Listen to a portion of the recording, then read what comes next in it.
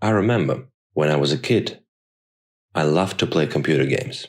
The first thing you would see when you open any of them is a menu screen. A beautiful image and a great music shut the door of reality, and a sense of an upcoming adventure captures you right away. So, I was thinking, what if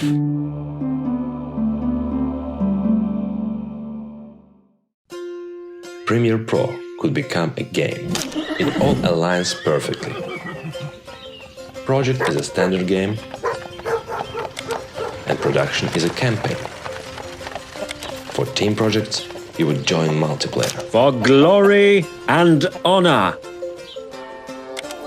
You could learn how to play, and there would be a musician. Let's call him Jack. Of course, there should be an armory.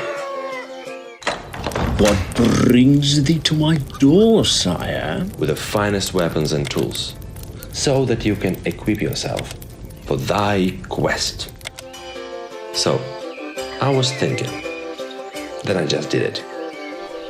And added a little bit more.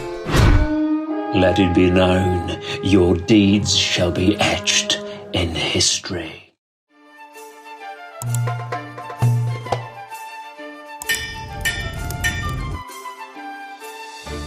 Behold, a knight doth rise, loyal to thee.